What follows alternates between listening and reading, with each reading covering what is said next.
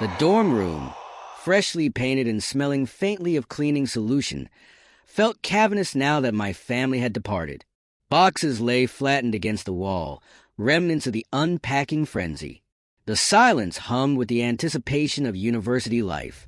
Then he arrived. Dale.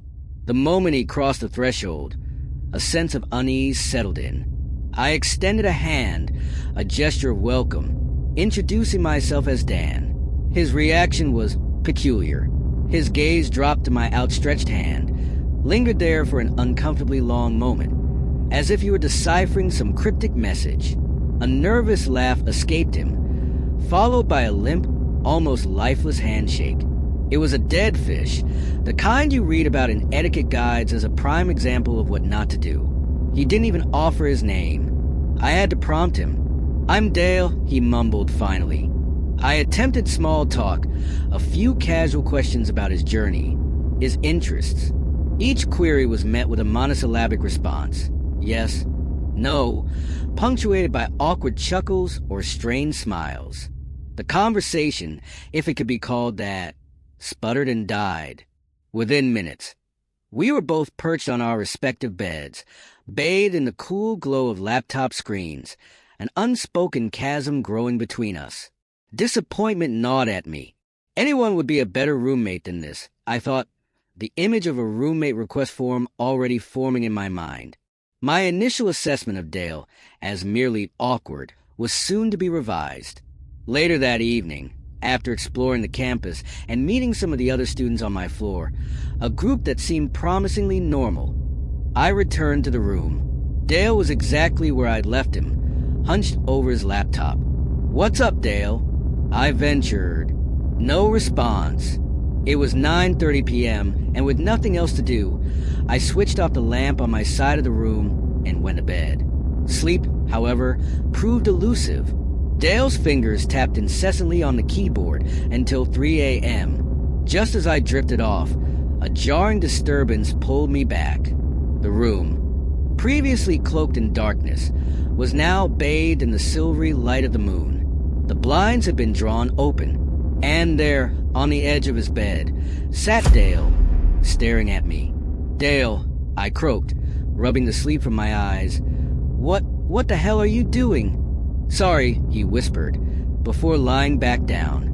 The next morning, Saturday, the first Saturday of the academic year, I awoke to find Dale gone.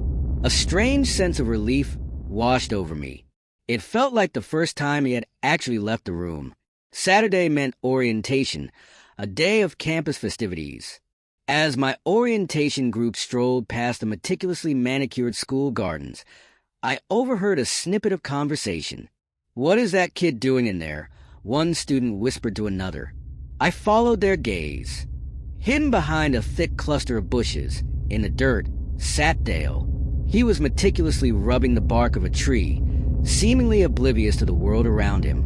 The orientation leader, thankfully, remained oblivious to Dale's bizarre behavior in the garden. I simply walked past, a mix of bewilderment and unease swirling within me. A few moments later, I approached the two students who had been observing Dale. "He's my roommate," I offered, a slightly awkward attempt at conversation. They apologized, a flicker of amusement in their eyes. We all shared a hesitant laugh, unsure of the social protocol for such a strange situation. It was a small connection, a spark of camaraderie in the face of the absurd. We made plans to hang out later that night. Returning to the dorm, I discovered a note from housing. They had found me a new roommate. A wave of relief washed over me. Things were finally looking up. That evening, I left to meet up with my new acquaintances. When I returned, Dale was sitting on the desk chair, facing the door, an unnerving sentinel in the dimly lit room. "Oh, hey," I said. He offered no greeting, no explanation for his posture. Just a flat, nothing. I settled onto my bed and opened my laptop. A jolt of anxiety shot through me. It was unlocked, and not just unlocked. My emails, many of which I hadn't even read, were open, Folders I distinctly remembered closing were now splayed open, their contents exposed. A chilling realization dawned upon me. Dale had been snooping. "Did you go through my laptop?" I asked, the question barely out of my mouth when he responded, a loud, emphatic no. His denial was instantaneous, too quick, betraying his guilt. This wasn't just awkwardness. This was creepy. I knew he'd done it, but I didn't press the issue. I was too tired, too ready to be done with him. As I prepared for bed, I noticed my clothes seemed rearranged. The unsettling feeling intensified, but I knew I'd be out of there by tomorrow, so I kept quiet. Sometime in the dead of night, I was jolted awake by the sound of a zipper. I sat up. Dale was on the floor, rummaging through my bag. This time, I turned on the light. "What are you doing?" I demanded. He feigned innocence, a pathetic attempt at deception. "I think you have my toothbrush by mistake," he mumbled. It was the closest thing to what he displayed, yet it was so transparently false. I knew something was deeply wrong with him, and that knowledge kept me from confronting him physically. The next day, I met my new roommate. He was in the same building, thankfully. The meeting went smoothly. Sunday night arrived. I had a pleasant enough conversation with my new roommate. He wasn't exactly a social butterfly, but he was miles better than Dale.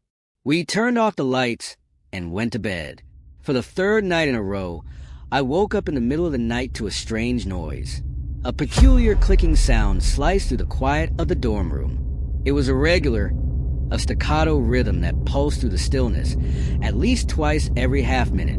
I rose from my bed, a creeping unease prickling my skin. Hoping for a mundane explanation, I scanned the room, a heavy bag pressing on a creaky floorboard, perhaps, or even a mischievous mouse. But the source of the clicking remained elusive. Then, a chilling realization dawned upon me. The sound was emanating from outside the door. The dim glow of the nightlight in the common area cast a sliver of illumination through the peephole. I peered through the tiny lens. All I could see was the top of someone's head, their face obscured as they looked downwards. As I strained to listen, the clicking became clearer. It was coming from the doorknob. A cold dread washed over me. Someone was trying to unlock our door. My heart pounded in my chest. I fumbled for my phone and dialed the number for campus police. The wait felt interminable, each second punctuated by the unsettling click of the doorknob. Finally, less than 5 minutes later, the officers arrived in the common room. Only then did I feel safe enough to open the door. My suspicions were confirmed. Standing there, in handcuffs, was Dale. A wave of nausea washed over me as I recounted the events of the past few days. The snooping, the rifling through my belongings, the forced move to a new dorm, and now this. I explained to the officers that Dale was my former roommate, the one who had driven me to seek a new living arrangement. And now, here he was, attempting to break into my new room. The officers escorted Dale away. I never saw him again. Whether he was suspended for the semester or expelled, I never found out. The rest of my university years passed without incident, thankfully. Yet, the memory of Dale, the unsettling clicking, the feeling of being violated in my own space, still surfaces from time to time. It's a chilling reminder of that nightmarish experience, a shadow that occasionally flickers across the otherwise bright landscape of my university memories.